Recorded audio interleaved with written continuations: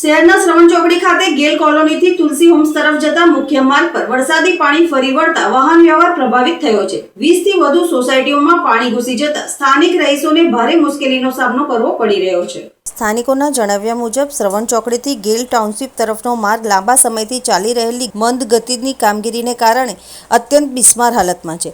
ભારે વરસાદ પડતા રસ્તા પર પાણીનો ભરાવો થતાં વાહન ચાલકો માટે પસાર થવું જોખમી બન્યું છે, જ્યારે અનેક સ્થળોએ કાદવ અને ખાડાઓના કારણે સ્થિતિ વધુ વિકટ બની છે। દર વર્ષે ચોમાસા દરમિયાન આ વિસ્તારમાં વરસાદી પાણી ભરાવાની સમસ્યા સર્જાતી હોવા છતાં તેનો કાયમી ઉકેલ લાવવામાં નિષ્ફળતા સામે સ્થાનિક રહીશોમાં ભારે નારાજગી જોવા મળી રહી છે। રહીશોએ આક્ષેપ કર્યો છે કે વરસાદી પાણીના યોગ્ય નિકાલ માટે અસરકારક આયોજનના અભાવે દર ચોમાસામાં મુશ્કેલીનો સામનો કરવો પડે છે। સતત વરસી રહેલા વરસાદને પગલે હાલ સમગ્ર વિસ્તાર જળબંબાકાર બન્યો છે। સ્થાનિકોએ વહીવટીતંત્ર અને ચૂંટાયેલા પ્રતિનિધિઓને તાત્કાલિક પાણીના નિકાલની વ્યવસ્થા કરી માર્ગની કામગીરી ઝડપથી પૂર્ણ કરવાની માંગ કરી છે। મારું નામ ભાવેશભાઈ વોરા છે। મંગલજીઓ સોસાયટી શ્રવણ ચોકડીથી ગેટ સુધીના રસ્તા પર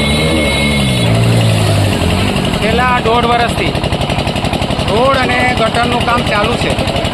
હજુ સુધી કામ યોગ્ય લેવલે પહોંચ્યું નથી અને ચોમાસું આવી જતાં સોસાયટીઓમાં એક જ વરસાદમાં 2 દિવસના વરસાદમાં પાણી ભરાઈ ગયા છે અને ખાસ કરીને અમારે મંગલજ્યોત સોસાયટી સૌથી નીચાણવાળી હોય, સોસાયટીની અંદર એટલી હદે પાણી ભરાઈ ગયા છે કે લોકોના ઘરમાં પાણી ઘૂસી રહ્યા છે અને માલને ચીજવસ્તુઓને નુકસાન થઈ રહ્યું છે અને રોડ એટલી હદે ખરાબ છે અને સોસાયટીમાં એટલી હદે પાણી ભરાઈ ગયેલું છે કે સ્કૂલે જતા બાળકો, નોકરીએ જતા વર્ગને તથા ગૃહિણીઓને બહાર કામકાજ માટે બજારે જતા આવતા એટલી અડચણોનો સામનો કરવો પડે છે અને બેસુમાર તકલીફ વેઠવી પડે છે।